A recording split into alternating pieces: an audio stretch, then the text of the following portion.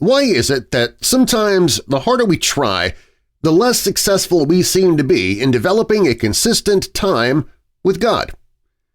Trying to have a consistent devotional life is sort of like spaghetti in your ear. Hello Weirdos, I'm Pastor Darren. Welcome to your Daily Undead from the Church of the Undead. This is my opportunity to bring you into what I'm doing with my own daily Bible studies, or perhaps bring you a short message of hope and encouragement during the week, aside from the normal Sunday episodes. If you've not already subscribed, be sure to do so now so you don't miss future uploads, and please invite others you think might also like the podcast. Tell them to visit WeirdDarkness.com/church for links to the podcast, our Facebook page, and more. That's WeirdDarkness.com/church. You are probably looking at the title of this message and wondering what on earth Darren is up to today. Well, I'll be reading from a book called Energizers – Light Devotions to Keep Your Faith Growing, written by Nate Adams. And it was originally published through Campus Life Books, so it's geared towards a younger audience. But even now, at the age of 55, I absolutely love these. I used to share them on my Christian radio show regularly when I was still doing Christian radio. And this is one of my favorites, Spaghetti in Your Ear. I don't like lifting weights.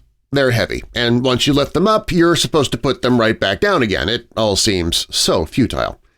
I do like playing basketball, however. One year after the season was over, my coach suggested that I devote some of the off-season to lifting. I was a tall guard that he was trying to make into a small forward. That meant I had to bang around underneath the basket with players under whose armpits my head fit neatly. Usually they were tough guys who had tattoos and spit a lot, often in my direction. I took my coach's suggestion as an expression of concern. I needed to beef up for my own safety, as well as for the team's rebounding statistics. I had a couple of hours before dinner that day, so I headed off to the weight room. There I found a body factory full of machines and heavy metal that were intimidating and unfamiliar to me.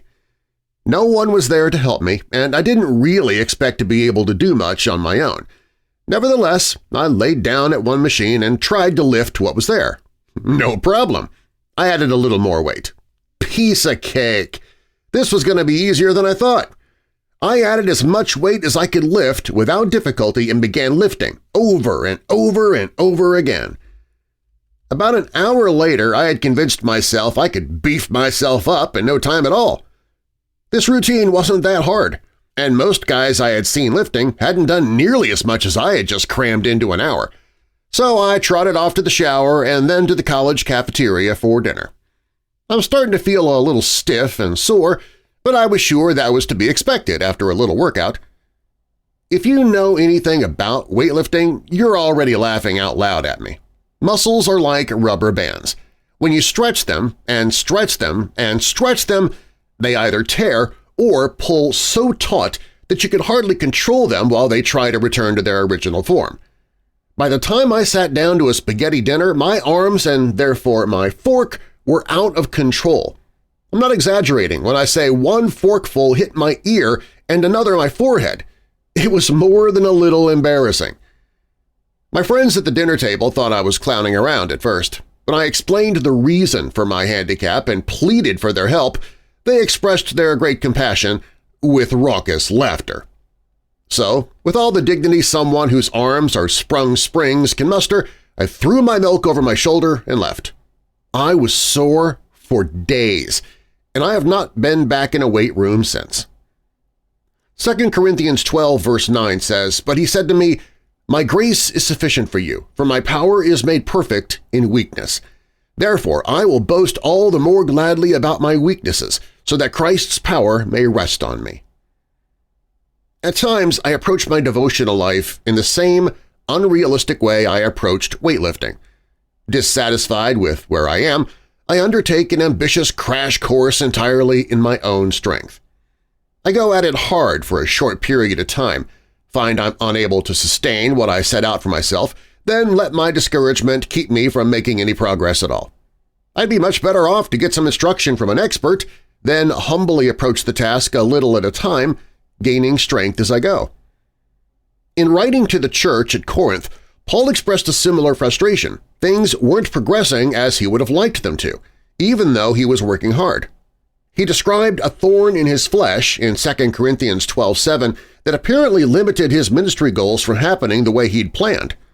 After asking God 3 times to remove the thorn, he received the answer that spiritual strength somehow resides in weakness. If my own resolve to have a more consistent devotional life could by itself make me successful, my pride and dependency on myself would crank up a notch, and my sense of dependency on God for spiritual nourishment would crank down a notch. That's going in the wrong direction. Maybe the next time you or I decide to pump up our devotional life to a more saintly stature, we should clean the spaghetti out of our ear and approach God with genuine poverty of spirit. After all, He specializes in weaklings. Where is your spaghetti these days? Is your devotional life dependent on trying real hard? How are you doing? What kind of things could you say to God today that would give Him an invitation to be strong in your weakness? Again, that's from the book Energizers, Light Devotions to Keep Your Faith Growing by Nate Adams. I'll link to it in the episode description if you'd like to check it out for yourself. If you enjoyed today's message, or if you like the Church of the Undead in general, please tell others about the podcast who you think might also like to join in. You can find links to the podcast, our Facebook page, and more at WeirdDarkness.com/church. That's WeirdDarkness.com/church. Thanks for joining me, Weirdos. Until next time, Jesus loves you, and so do I. God bless.